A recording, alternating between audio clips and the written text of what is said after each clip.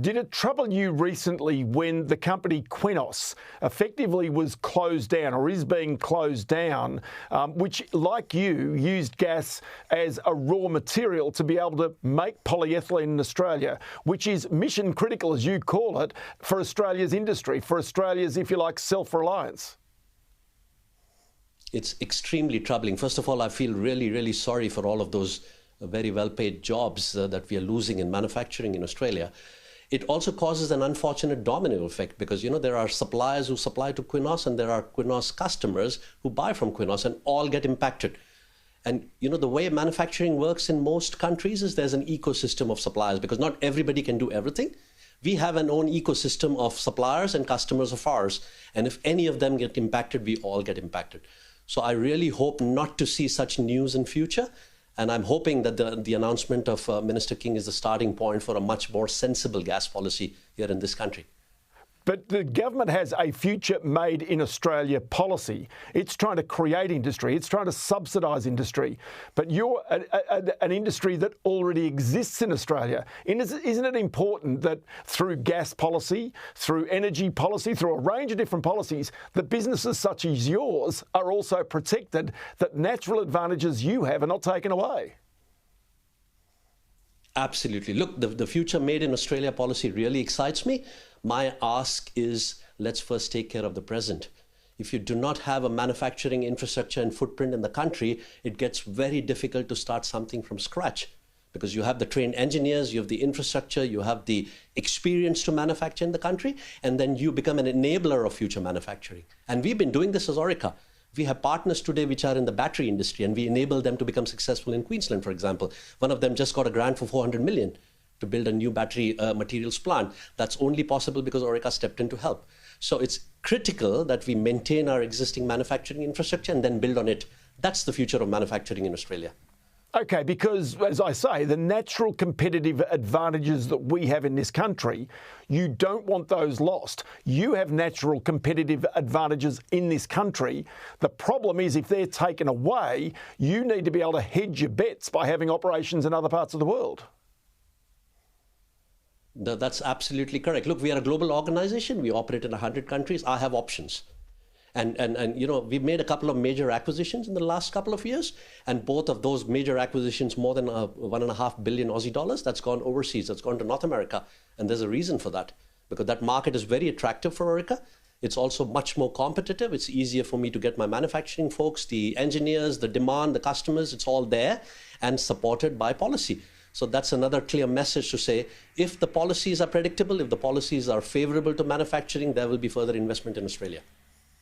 So then go to Cyanco, because I want to go to that particular acquisition you've made, which is in the United States. So not only will you be the biggest manufacturer of explosives in the world for industry and for mining, but then also for cyanide, which is key in the gold extraction business, isn't it?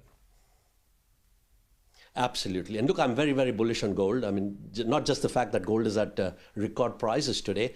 It's just that there's not enough supply coming for gold and there's very strong demand, not just from central banks, but also as in manufacturing, for example, as a precious metal. So gold is a very attractive commodity. As you've said, we have become now the biggest supplier of mining services, as well as specialty chemicals for extraction of gold in the world. We have become number one there.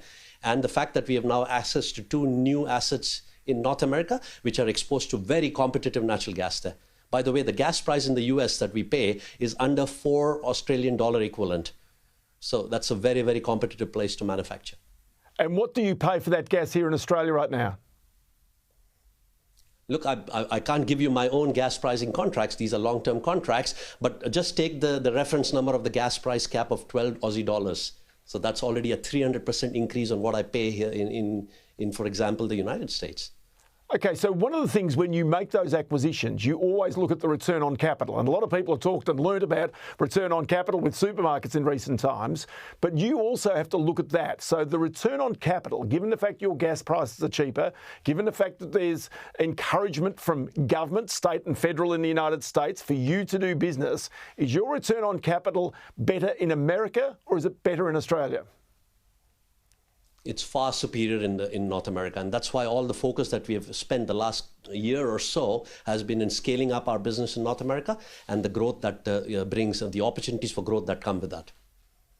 So that being the case, Australia still, because it's your home, because it's the place where you do your business, where you employ most of your people right now, it is still strategically important. But the real message goes to government to make certain that those advantages we spoke about earlier do not disappear. So this goes to industrial relations, this goes to energy policy, it goes to so many different areas in which Orica is affected.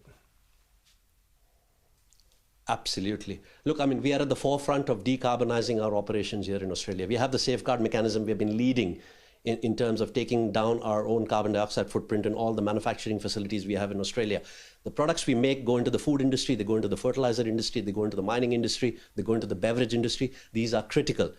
It's not easy to import those products. So sovereign manufacturing for Orica in Australia is crucial. I'm committed to this, but I need a little bit of help. And I do not ask for subsidy. I just ask for cost competitive and an easy operating environment, policy certainty, so that I know, because my investments, they will continue for the next 30, 40, 50 years. We've been around for 150 years. We intend to be here for a very long time. So we need just the right policy encouragement to be confident that Australia is a good place to continue to do business for Orica. Sanjeev Gandhi, always great to chat to you, and many thanks for your time today. My pleasure. Thank you for having me.